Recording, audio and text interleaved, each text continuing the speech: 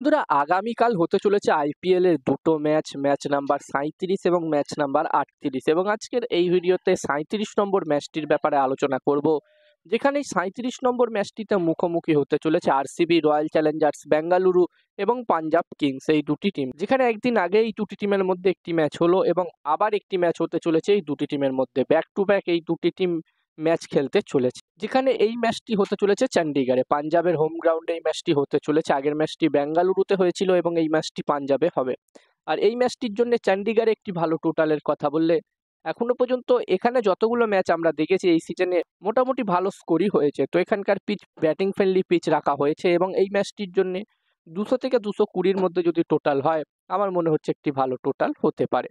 যদিও বন্ধুরা এখানে আগের ম্যাচটি যেটা হয়েছিল কেকেআর এবং পাঞ্জাব কিংস টিমের মধ্যে, ওই ম্যাচটি একদমই লো স্কোরিং ম্যাচ আমরা দেখেছিলাম। এবার দেখার বিষয় থাকবে এই ম্যাচটিতে কি হয়। যতদূর আমার মনে হচ্ছে ওরকম ম্যাচ আর হবে না এবং আজকের এই ভিডিওতে আমি তোমাদের সাথে এই ম্যাচটি toss prediction, match prediction share করব। তোমরা ভিডিওটাকে স্কিপ করো না।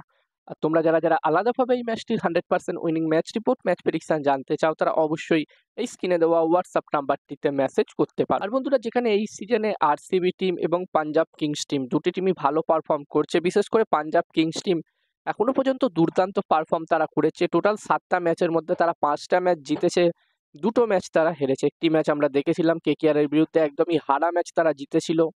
তো এখানে পাঞ্জাব কিংস টিম এই বছর অবশ্যই চাইবে প্লে অফসে কোয়ালিফাই করতে। শুধু প্লে অফসে কোয়ালিফাই করতে তারা চাইবে না, তারা চাইবে এই বছর তাদের প্রথম ট্রফি জয় করতে। শ্রেয়াস আইয়ারের ক্যাপ্টেন্সিতে প্রথম ট্রফি জিততে চাইবে পাঞ্জাব কিংস টিম। এখনো পর্যন্ত তারা যেরকম পারফর্ম করেছে এটা তো কনফার্ম যে তারা হয়তো প্লে অফসে কোয়ালিফাই করে যাবে। এবার দেখার বিষয় থাকবে প্লে অফসের ম্যাচগুলো তারা কিরকম পারফর্ম করে। অন্যদিকে আরসিবি টিমের কথা বললে আরসিবি টিমও এখনো পর্যন্ত 7টা ম্যাচ খেলেছে, যার মধ্যে তারা 4টে ম্যাচ জিতেছে, 3টে ম্যাচ তারা হেরেছে। এবং আশ্চর্যের বিষয় হচ্ছে 4টে যে ম্যাচ জিতেছে আরসিবি, 4টে ম্যাচ কিন্তু অ্যাওয়ে ম্যাচ জিতেছে। হোমে তাদের চিন্নাস্বামী স্টেডিয়ামে তাদের ঘরের মাঠে তারা যে 3টে ম্যাচ খেলেছে 3টে ম্যাচই তারা হেরেছে এবং এটি আবার তারা অ্যাওয়ে ম্যাচ খেলতে চলেছে। এবার দেখার বিষয় থাকবে এই ম্যাচটিতে আরসিবি টিম কামব্যাক করতে পারে কিনা। আর যেখানে গতকালের ম্যাচটিতেই আমরা দেখলাম আরসিবি এবং পাঞ্জাব কিংস টিমের মধ্যে বৃষ্টির কারণে ম্যাচটি 14 ওভার করে হয়েছিল। যেখানে প্রথমে আরসিবি টিম ব্যাট করতে নেমে ব্যাক টু ব্যাক উইকেট হারিয়ে ফেলে। একটা সময় তো মনে হচ্ছিল আরসিবি হয়তো তাদের সব থেকে কম স্কোর 49 রানের আগেই অল আউট হয়ে যাবে, আরও একটি রেকর্ড আরসিবির নামে হবে।